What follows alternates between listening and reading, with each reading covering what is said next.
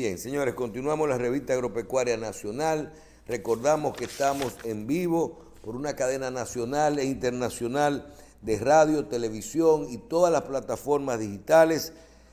Comenzamos en Coral, Carivisión, La Voz del Trópico en televisión y radio, así como en Top Latina 101.7 FM. En todas las plataformas digitales puede buscarnos como Revista 110 y estamos en vivo. Carivisión Canal 26. A continuación estamos con el ingeniero Carlos Columna, quien es agrónomo, ¿verdad? Graduado en Rusia. Y cuando eso era la Unión de Repúblicas Socialistas Soviéticas. URSS. Y nos va a hablar sobre todo, vamos a hablar un poquito sobre investigación ganadera en el día de hoy y otros temas también que nos puede ayudar el ingeniero Columna. Gracias por estar con nosotros. Bueno, no, el primo mío que habla de ganadería, René okay. Columna. Somos primos hermanos. Yo creía que era tío que era tuyo. No, el papá de él, hermano de mi padre. Ok. Sí. Los técnicos, quiero decir antes que él comience, nosotros tuvimos experiencia trabajando con algunos técnicos graduados en Rusia. Son muy buenos técnicos y es un muy buen peso. Parece diferente porque todo allá, los cultivos y cosas son diferentes a los de aquí. Y yo no me explico cómo son tan buenos con esa diversidad de cultivos que hay adelante. Lo que pasa es que se aplica un principio. Antes que nada, buenos días, muchas gracias por invitarme. Se aplican principios básicos que van para todos los cultivos. Las enfermedades se comportan igual. Los insectos se comportan igual, todo se comporta igual. No importa el cultivo. Donde quiera hay problemas. ¿Cuál es el papel de nosotros los técnicos? Investigarlos y tratar de resolverlos. Los problemas son para crecer. No se le puede tener miedo a los problemas. Sí. No. Pero con tanta nieve, con tanto frío y con más, cultivos diferentes. Sí, necesitan más planificación. Un error en un país frío es mortal. Sí. Tú puedes perder todo. Entonces necesitan más planificación, mejor documentación, más interrelación entre todas las disciplinas. Y consecuentemente mayor tecnología. Sí. Aquí, por ejemplo, yo como técnico que asesoro, a veces me da brega conseguir la parte climática, los pronósticos. Y cuando yo hago mi planificación de siembras, yo tengo que saber eso. Porque si yo siembro un arroz, que son 2 etapas, porque uno dice, yo planifico la primera etapa y la segunda, tú tienes que saber cuándo te va a florecer. Porque el arroz preña alrededor de 60 días antes de la cosecha. Pero 20 días después está floreciendo. Entonces, cuando empieza la floración, tú tienes que tener la época ideal que no tenga lluvias. Una lluvia te banea el arroz. ¿El clima? Sí. El clima es esencial en el arroz. Decía el profesor Andrés Bleber que al arroz le gustaba los pies en el agua y la frente al sol. O sea, ahí no hay lluvia por ningún sitio. Y realmente es así. Tú necesitas que en la época pico, en la época crítica, no esté lloviendo. Inclusive... La mayoría de las épocas del arroz, ¿verdad? Sí. No, tú necesitas agua al principio. El agua al principio es buena, inclusive es favorable. Cuando hablamos de arroz, escuché también la semana pasada hablar de la cantidad de cultivos al año. Hay países que hacen, nosotros estamos haciendo 2, la variedad. Y aquí nosotros hablan de que lo que es ideal es que hagamos 1 y un retoño. ¿Cómo funciona esto y cuál es su recomendación? Es bueno decir, señores, que el ingeniero Carlos Columna es uno de los técnicos más preparados que tiene República Dominicana en algunos renglones que ustedes van a ir viendo que vamos a ir hablando, sobre todo en temas de arroz y en temas de control de malezas. Pero vamos a hablar con él, comenzar con el arroz. Adelante. ¿Por qué se está hablando ahora de retoño?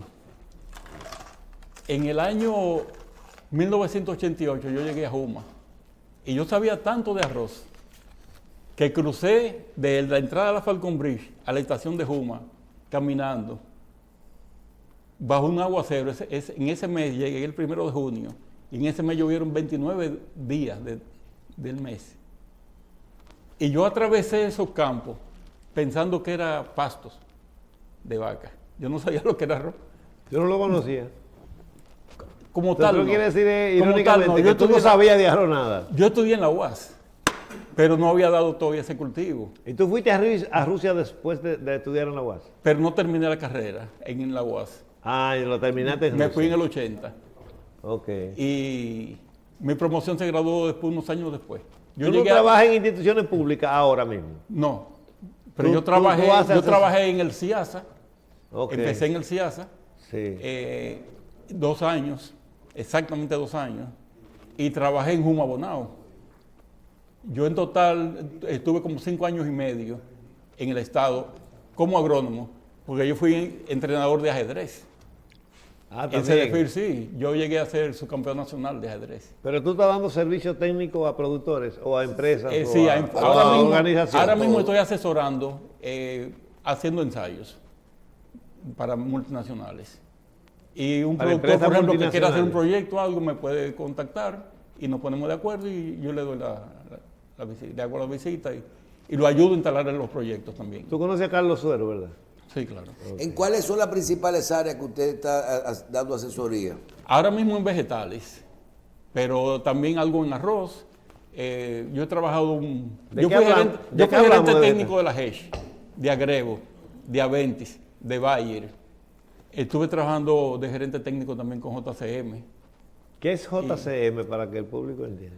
Los amigos del Cibao que están ahí en Ranchito, por ahí, camino a Ranchito. Ok. Sí, en Bien. Controva específicamente. Mira,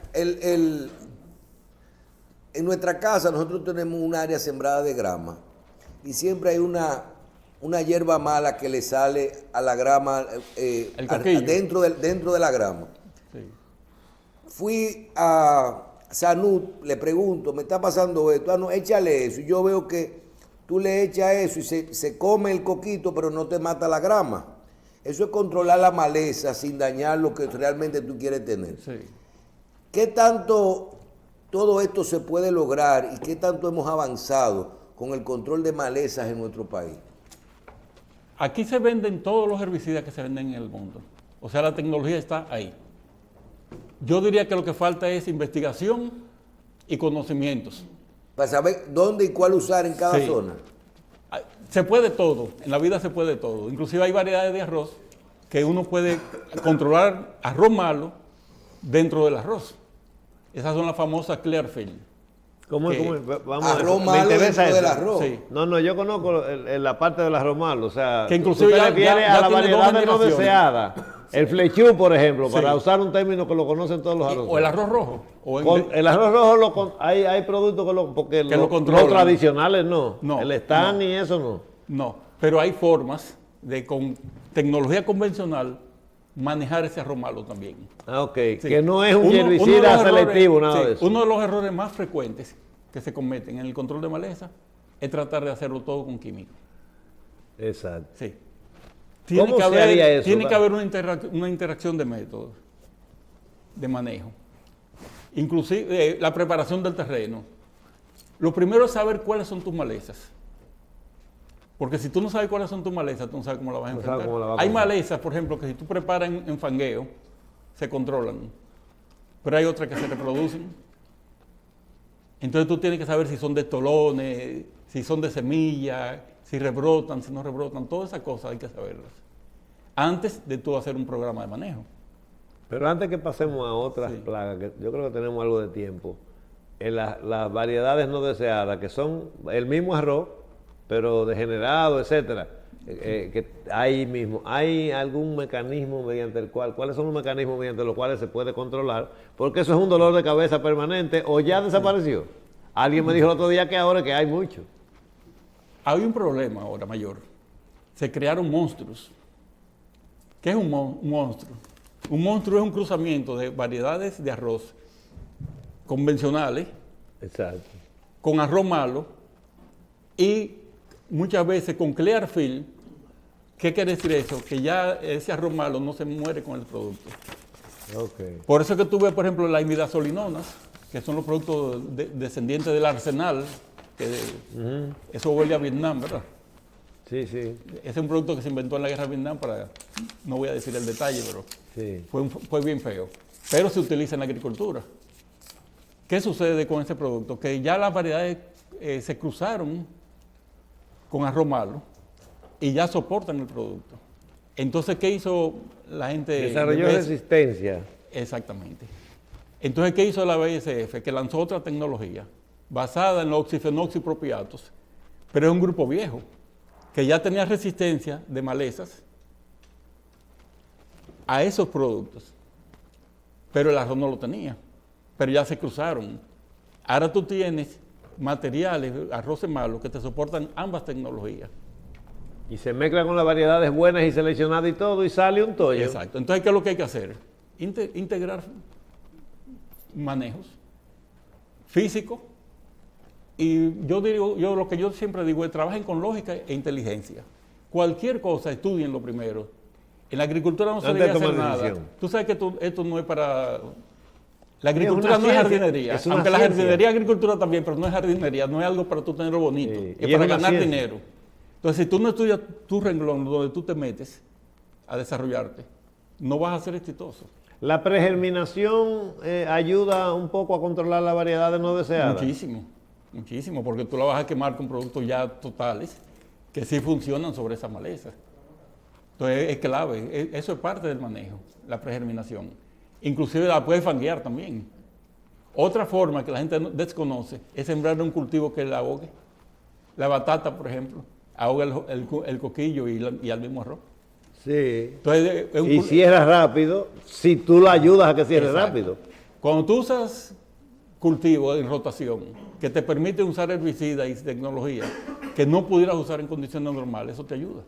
También. Sí. Por eso que esos países que hablan de 10, 12 toneladas por hectárea tienen rotación de cultivo. Bien, usted nos trajo unas fotos. Sí. Vamos a ver si el productor... Vamos a ver algo, si entendemos algo de eso. ¿Qué es eso? Digo, si tú entiendes, pues yo lo entiendo todo. Ahí la tenemos. No, eso describiendo algo de esto. Sí. Ahorita Arturo Bisonó brillantemente estaba hablando sobre la tecnología digital y la de precisión. ¿Qué sucede? Que todo eso es bueno, pero tú tienes que tener conocimientos básicos. Tú tienes que integrar. Para tú manejar eso, tienes que tener los principios. A veces tú le das a una persona una tecnología y se queda en el detalle más insignificante. ¿Tú sabes cuál? En un hoyito. Cualquier producto que tú vayas a aplicar tiene que pasar por un sistema de aplicación. ¿Y en qué termina eso? Una boquilla. Y esa boquilla viene un trabajador y te le pone un clavito y la daña. Pero mírala ahí, un dron, un avión, un tractor. Lo importante es tú saber qué tecnología vas a escoger. No, hay algo que tenemos que entenderlo. Si cada una tiene su pasa parecido a la medicina, ¿verdad? Sí. El médico que no se entera, que no se actualiza, y nosotros los agrónomos, yo te lo digo porque yo trabajé como trabajamos en la GES juntos incluso, creo. O en tiempos diferentes épocas, pero... En épocas diferentes, sí, por la diferencia. Trabajaste con Saco. Y yo trabajé, Saco trabajó conmigo, perdón. Trabajé en la Bayer y también que tenía, cuando era de Mundito Hernández, cuando Colón. Pero aquí hay técnicos que tú lo pones a calcularte una boquilla de abanico plano, cuántos litros echa por hectárea y no saben hacerlo. Sí, sí. Aquí necesitamos avanzar sobre la base de lo básico. Yo estoy dando unos entrenamientos capacitando personas en técnica de aplicación, calibración de equipo y esas cosas. Aquí, desgraciadamente, la mayoría no saben hacer regla de 3. ¿No saben hacer? Regla de 3. Sí, sí. Así de sencillo. Y nos perdemos en las cosas básicas. Entonces, cuando tú le hablas de composición de las malezas, de cómo enfrentarla, y no conocen lo básico, le cuesta más trabajo. Nos estaban escribiendo, nos dicen que en algunos casos el problema de la maleza puede representar hasta un 30% de la producción de un... No, más. No hay más. Hasta el total. Yo he visto fincas que no vale la pena ni cosechar, se pierden. No, pues yo digo, en condiciones normales es tan alto dentro del costo de producción el control de la maleza. Sí, y el costo es alto. Y el porciento de productos que se lo lleva lleva a la brisa. La República Dominicana es el tema más desconocido en todos los cultivos. Tú sales a buscar, por ejemplo, información para limones. ¿Cuáles son los herbicidas que se deben usar en plantación de limones? La gente no sabe. ¿Cuáles son en caña? Sí, también bien documentado y muy sabido. ¿Existe algún producto que uno le pueda echar, por ejemplo, a una propiedad que le vive saliendo hierba, y tú puedes decirle, quémala con un producto y que no vuelva a salir más nada más nunca? No, o siempre sale algo. Decía mi abuela, que era francesa, la palabra más nunca no existe. Y jamás tampoco. No existen. No existen. Sí. ¿Qué es eso que estamos viendo en pantalla ahí? Ese es un tema que yo introduje nuevo en lo que es las aplicaciones, en la calibración de equipo. ¿Por qué? Porque la gente calibrar es poner un producto a salir en una dosis determinada. Ahora, regular ese equipo es ponerlo a que lo haga. A que lo haga. ¿Qué sucede? Muchas veces yo tengo una fuga en la manguera, un ángulo, la boquilla mal ubicada o la boquilla inadecuada. Todas esas cosas son detalles. Se contemplan en la regulación. Yo tengo que regular el equipo para después aplicar. Uno regula, aplica y la regulación se mantiene constante. ¿Por qué? Puede variar algo. Se puede romper un equipo, un tipo se puede lastimar, el tractor puede tener una falla, cualquier cosa me puede distorsionar un resultado. Yo tengo que lograr el mejor resultado posible sobre el objetivo deseado y que no se vaya fuera de la aplicación el producto, que no haya deriva. Una deriva puede causar un daño mayor que el costo de una finca. Wow. Claro, porque si yo afecto, por ejemplo, a una persona que tengo otro cultivo y le daño la tierra, ya. Yo puedo tener un cultivo abajo más valioso que el que yo tengo sembrado. Y una deriva lo daña, lo afecta. Entonces, esa cosa hay que manejarla. Aquí, desgraciadamente, no se ha investigado suficiente. El tema de los drones, por ejemplo, que son una maravilla. ¿De los? Los drones. Ajá. Son una maravilla, pero hay que saberlos usar. ¿Por qué? Porque los productos van casi puros. Estamos hablando de 15 litros por hectárea. Muy una aplicación, puro, a veces y hasta puro. Menos. Ya deben estar viniendo formulaciones para aplicación. Deberían en ser un trabajo formulaciones, volumen. sí, pero ¿y las mezclas? Sí. Hay que saber de mezcla. Sí. Yo tengo un amigo que se llama Miguel Orocú Mojica, en Panamá, que la finca que él manejaba queda al lado del aeropuerto de Tocumen. ¿De la? Del aeropuerto en Panamá, Tocumen. Ajá. Para mí un genio de las mezclas. ¿Por qué? Porque él no podía volar, no le permitían. ¿No le permitía qué? Volar con los aviones en una finca grande. Entonces, para él conseguir un permiso para levantar el avión, eso era casi midiéndolo con antiaérea. Porque si se mete en el aeropuerto, lo tumbaban de una vez. Entonces, él tenía que hacer mezcla hasta de 7 y 9 productos. Y desarrolló una maestría en eso. Increíble. Yo aprendí muchísimo con él. ¿Por qué? Porque hay mezclas que se pueden y otras que no se pueden. Claro. Muchas veces te dicen a ti, bueno, tal producto no mezcla con esto.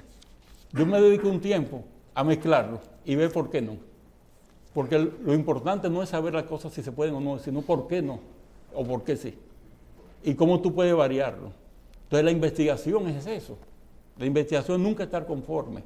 Uno no puede estar conforme con lo que uno hace. Tiene que modificarlo, mejorarlo, aprender todos los días. Cuando tú aprendes de tu actividad, tú te haces mejor. Y la mejor forma, ¿tú sabes cuál es? Compartir. Cuando tú compartes lo que sabes, aprendes muchísimo.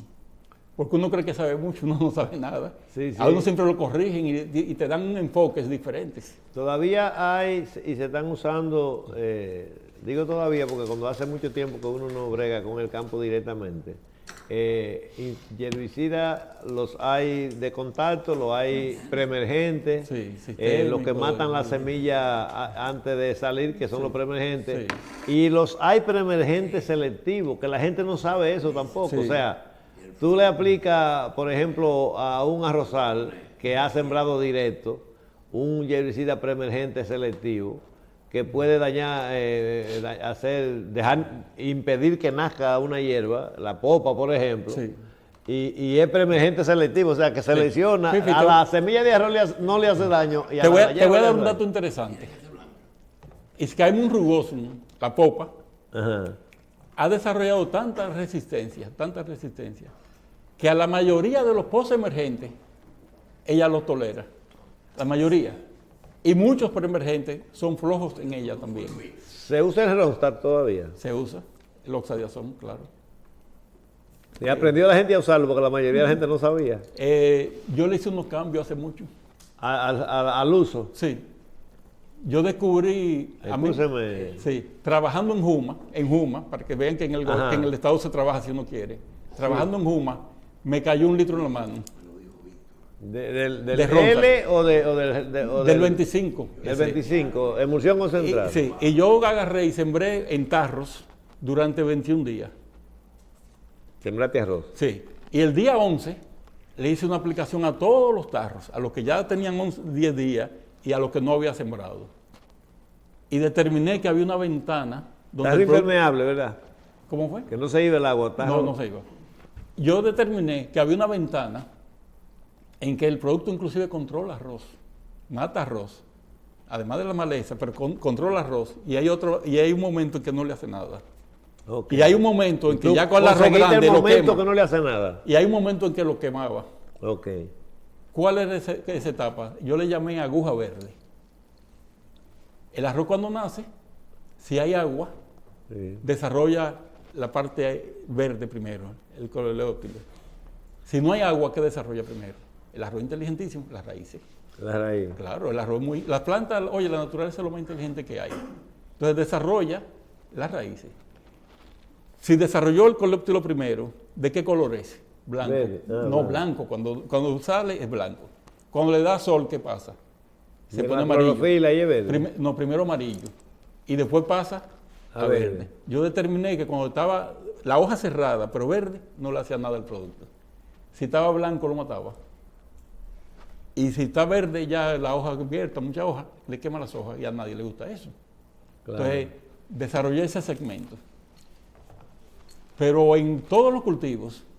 ¿Y lo pudieron llevar, lo pudieron llevar al campo, ese descubrimiento que tú hiciste? Claro. Bueno, cambió el segmento a nivel mundial. La mayoría de la gente ya se concentró ahí. ¿Y lo usan todavía? Sí.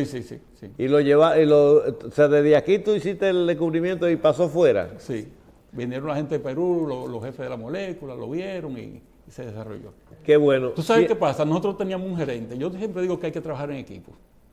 Y todos debemos ser diferentes. Si somos 100 personas en un lugar y todos pensamos igual, sobran 99. Ajá. Sí, sobran 99. Es así. Lo mejor es la diversidad. Santiago Mercado, que era el gerente, no es agrónomo, pero era una persona muy abierta. Y te daba facilidad. Yo conocía, pero Mercado fue en la GEX. Sí, en la GEX. Yo fui gerente técnico de la GEX. Yo sustituía pero Mercado no era agrónomo ni nada. No, pero sabe administrar. Okay. Es que tú no tienes que saber, tú no tienes que ser especialista para administrar. Él está bien, vive. Sí, está bien, gracias a Dios. Okay. Claro.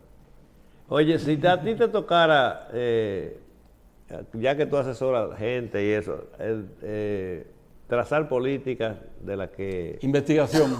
De investigación. Lo único que te diferencia es ¿Qué tú le recomendarías al gobierno agropecuario? Que invierta en investigación, que desarrolle gente con instinto.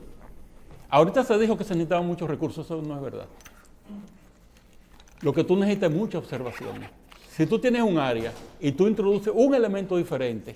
Sí, eso te cambia todo. Sí, no, y tú lo evalúas. Porque ¿qué es lo que sucede? Que nosotros hacemos la cosa y no la evaluamos.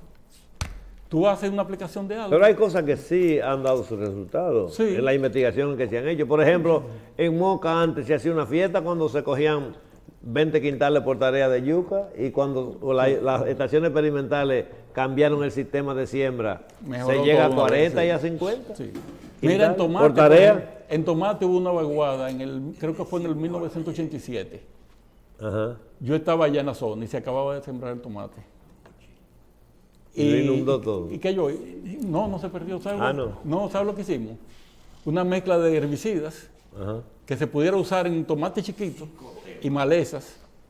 ¿Herbicidas? Herbicidas. Que no afectara al tomate y afectara a la maleza. Y lo logramos. Yo trabajaba en el Estado. La mezcla se convirtió en un producto selectivo.